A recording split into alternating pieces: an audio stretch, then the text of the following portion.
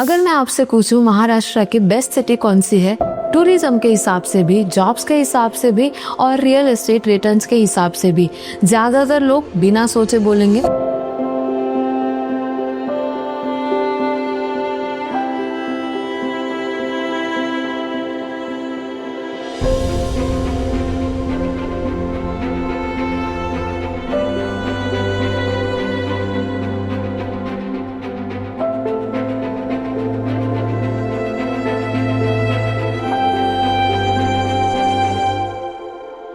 लेकिन सवाल ये है, मुंबई को बेस्ट क्या बनाता है? सिर्फ बॉलीवुड या फिर मरीन ड्राइव, या फिर इसके पीछे एक डीपर स्टोरी है? इंफ्रास्ट्रक्चर, हिस्ट्री, जॉब्स, लाइफस्टाइल और long term real estate growth की।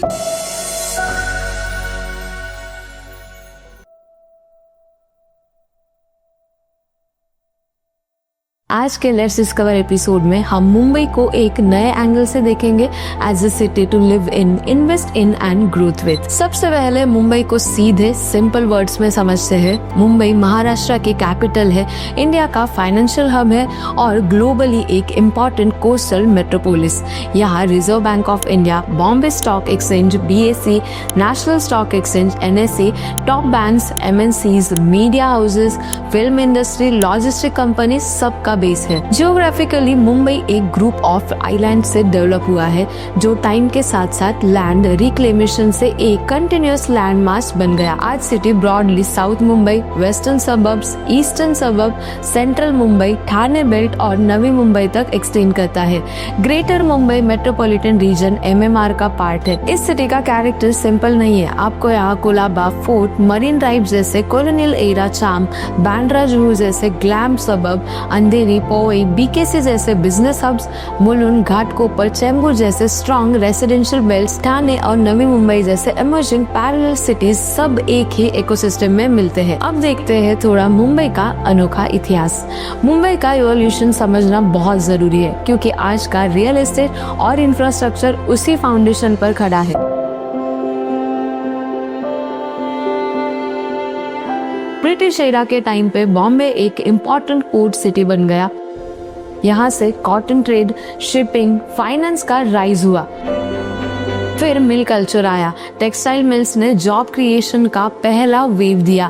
मिल लैंड्स की वजह से परेल, बाइकला, लोअर परेल जैसे एरियाज इंडस्ट्रियल बेल्ट बन गए। इंडिपेंडेंस के बाद धीरे धीरे यही मिल लैंड्स बंद होने लगे और उनकी जगह commercial offices, malls, high rise residences ने ले ली। लोअर परेल, वर्ली, महालक्ष्मी जैसे एरियाज इस ट्रांसफॉर्मेशन के सबसे बड़े एग्जाम्पल है, जहाँ आज grade A offices, luxury towers और मिक्स यूज डेवलपमेंट्स खड़े हैं। इंडस्ट्रियल से सर्विस इकोनॉमी की तरफ मूव होने के साथ साथ लैंड के वैल्यू और डिमांड दोनों मल्टीफोल्ड बढ़े और इसीलिए मुंबई का प्रॉपर्टी मार्केट हमेशा हाई बेस पर ट्रेड करता है, क्योंकि लैंड लिमिटेड है, डिमांड कांस्टेंट हाई रहती है। अब देखते हैं आज का मुंबई कैसा है।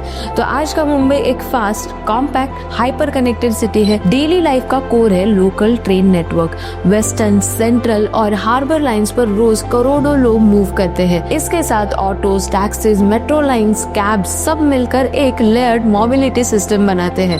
लाइफस्टाइल की बात करें तो साउथ मुंबई एरियाज जैसे Colaba, Cuff Parade, Marine Drive, Malabar Hill, यहाँ classic sea facing lifestyle, heritage buildings, promenades और हाई टिकट प्रॉपर्टीज मिलते हैं। वेस्टर्न सबर्ब जैसे बांद्रा, खार, सांता क्रूज, जुहू, अंधेरी, यहाँ कैफेज, नाइट लाइफ और ऑफिसेस साथ ही प्रीमियम रेसिडेंशियल का मिक्स है। Powai, BKC, lower Parel, Goregaon east modern business district with high-rise living, malls, corporate parks और gated communities. Thane and Navi Mumbai relatively more spacious, better new age townships, but still strongly integrated with Mumbai jobs ecosystem. ये mix Mumbai को उन cities से अलग बनाता है जहाँ या तो lifestyle strong होता है पर job limited होती है, या फिर jobs ज्यादा होते हैं पर social infrastructure weak होता है। मुंबई में दोनों simultaneously exist करते हैं। Lifestyle तो देख लिए, अब देखते हैं what Mumbai has to offer offer to its tourist. अगर आप टूरिस्ट हो या फिर रेसिडेंट हो, मुंबई का एक्सपीरियंस काफी रिच है। साउथ मुंबई साइड आपको Gateway of India, Colaba Causeway, Marine Drive, Girgaon Chowpatty, Kala Ghoda, Chhatrapati Shivaji Maharaj Vastu Sangrahalaya, Asiatic Library, CST buildings जैसे आइकॉनिक स्पॉट मिलते हैं। बांद्रा जुहू बेल्ट में Bandra Fort, Bandstand, promenade, Mount Mary Church, Carter Road, Juhu beach lifestyle zone के साथ फूड और कल्चर का भी स्ट्रॉन्ग फ्लेवर देते हैं। Powai Lake surroundings, Sanjay Gandhi National Park, Kanheri Caves, Aarey side के ग्रीन पैचेस, ये सब सिटी के बीच नेचर के रेयर पॉजेस है। ये सब सिर्फ टूरिज्म के लिए नहीं बल्कि रियल एस्टेट परसेप्शन के लिए भी इम्पोर्टेंट है, क्योंकि जहाँ क्वालिटी ऑफ लाइफ स्ट्रॉन्ग होती है वहाँ and users long term settle होना चाहते हैं, जो प्राइजेस और डिमांड दोनों को सपोर्ट करता है। अब आते हैं एक कोर पॉइंट पर, इंफ्रास्ट्रक्चर। मुंबई का ट्रेडिशनल बैकबोन था local trains plus western eastern express highway, Sion Panvel highway, LPS road, लेकिन पिछले 10 से 15 सालों में एक न्यू लेयर ऐड हो रही है, मुंबई मेट्रो नेटवर्क। लाइन 1 जो वर्सोवा से लेकर घाटकोपर तक है, line 2A and 2B Dahisar, Andheri, BKC Wadala को कवर करती है, और लाइन 7 दहीसर से अंधेरी ईस्ट तक है। और आगे मल्टीपल लाइंस आएंगी जो अभी अंडर कंस्ट्रक्शन है या फिर प्लानिंग फेज में है। मेट्रो की वजह से ईस्ट टू वेस्ट कनेक्टिविटी और भी इम्प्रूव हो रही है। Mumbai coastal road south Mumbai में नरीमन पॉइंट से लेकर बांद्रा डायरेक्शन तक एक फास्ट कोस्टल कॉरिडोर क्रिएट कर रहा है, जो वेस्टर्न एक्सप्रेस हाईवे का प्रेशर कम करेगा और सी फेसिंग बेल्ट की एक्सेसिबिलिटी और वैल्यू दोनों बढ़ाता है। अटल सेतु यानी Mumbai trans harbour link already Navi Mumbai को शिवरे साइड डायरेक्टली कनेक्ट कर चुका है, जिससे नवी मुंबई, पनवेल, उरन, JNPT साइड के ग्रोथ एक्सेलरेट हो रही है। Eastern freeway, BKC connector projects, flyovers, road widening, port connectivity, airport upgrades, ये सब मिलकर मुंबई को एक मल्टी लेयर ट्रांसपोर्ट ग्रिड में कन्वर्ट कर रहे हैं। यहीं से रियल एस्टेट का ROI स्टोरी भी शुरू होता है। मुंबई का सबसे बड़ा स्ट्रेंथ है इसका डाइवर्सिफाइड इकोनॉमी। यहाँ एक सेक्टर नहीं मल्टीपल पिलर्स है, जैसे finance and banking, stock market, film and media, advertising, ITES logistics, pharma trading है, shipping, consulting, startups, e-commerce, back offices, सब कुछ यहाँ एग्जिस्ट करता है। इसका सीधा इफेक्ट हाउसिंग और कमर्शियल रियल एस्टेट पर पड़ता है। जब मल्टीपल सेक्टर्स एक ही सिटी में जॉब क्रिएट कर रहे होते हैं तो साइक्लिकल रिस्क कम हो जाता है। कोई सेक्टर टेम्पररी स्लो भी हो तो भी सिटी का ओवरऑल जॉब सबसे स्टेबल रहता है। इसीलिए लॉन्ग टर्म में रेंटल्स और प्रॉपर्टी डिमांड का ग्राफ रेयरली फ्लैट या फिर नेगेटिव होता है। इसी वजह से NRIs, HNIs, corporate professionals Mumbai को long term wealth creation market के रूप में देखते हैं। अब डायरेक्टली आते हैं टॉपिक के कोर पर, ROI यानी return on investment. Mumbai historically India का सबसे एक्सपेंसिव रेसिडेंशियल मार्केट रहा है, लेकिन इसी के साथ ये one of the most stable and strong appreciation markets भी रहा है। Premium south and central Mumbai में टिकट साइज बहुत हाई है, लेकिन मेन ROI स्टोरी ज्यादातर 3 बेल्ट्स में स्ट्रॉन्ग दिखाई देती है। वेस्टर्न सबब यानी अंधेरी, जोगेश्वरी, गोरेगांव, मलाड, कांदिवली, बोरीवली, यहाँ पर local train plus network plus western express highway का कॉम्बिनेशन, साथ में film, media, IT corporate offices का मिक्स लॉन्ग टर्म दोनों कैपिटल अप्रिसिएशन और रेंटल डिमांड को सपोर्ट देता है। ईस्टर्न सबब एंड सेंट्रल बेल्ट जैसे Ghatkopar, Chembur, Vikhroli, Powai, Bhandup, Mulund, eastern freeway, metro lines, JVLR, LBS, SCLR, Atal Setu connectivity, Powai and Kanjurmarg side office clusters, ये सब इस बेल्ट को एक बैलेंस्ड ROI जोन बनाते हैं।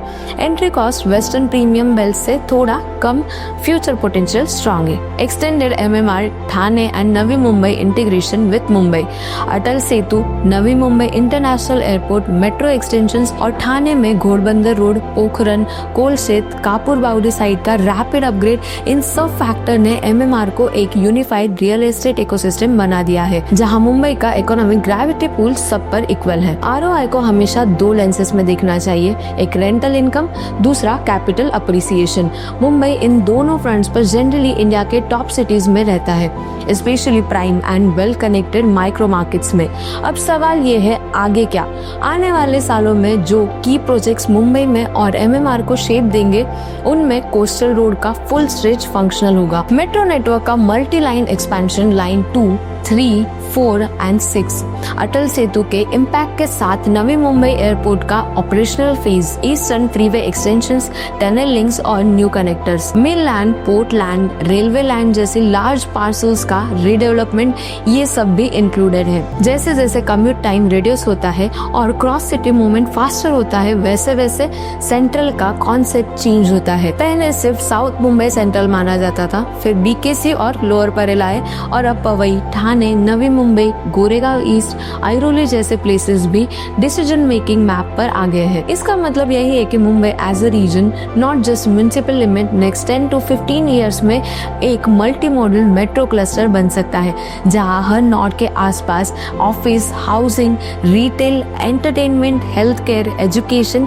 सब लेयर डेवलप हो जाएंगी। रियल एस्टेट के पॉइंट ऑफ व्यू से देखें तो इस फेज में सबसे ज्यादा बेनिफिट उन लोगों को मिलेगा जो इंफ्रास्ट्रक्चर मैप के साथ इन्वेस्ट करेंगे, यानी जहां new metro, new freeway, new tunnel, new airport access आ रहे हैं, और सेकंड जो लॉन्ग टर्म होल्ड माइंडसेट के साथ आते हैं, क्योंकि मुंबई में कंपाउंडिंग फास्ट नहीं बट स्टेडी और स्टिकी भी है। आज इंडिया के नेशनल लेवल पर भी इंफ्रास्ट्रक्चर को ग्रोथ का मेन ड्राइवर माना जा रहा है। प्राइम मिनिस्टर मोदी जी ने पिछले 10 से 15 सालों के इंफ्रा वेव के बारे में बार बार मेंशन किया है।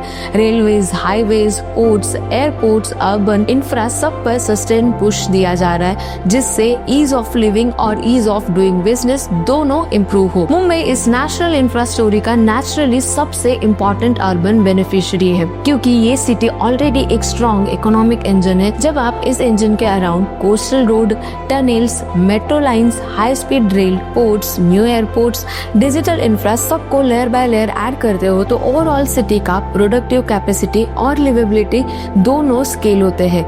यही combination jobs, infra, connectivity, lifestyle और रियल एस्टेट के डेप्थ में है। यही combination jobs, infra, connectivity, lifestyle और रियल एस्टेट डेप्थ मुंबई को महाराष्ट्र का ही नहीं बल्कि पूरे इंडिया का मोस्ट कंप्लीट अर्बन मार्केट बनाता है। तो दोस्तों, जब हम कहते हैं best city in Maharashtra Mumbai, तो इसका मतलब सिर्फ यही नहीं कि यहाँ सबसे ज्यादा ग्लैमर है।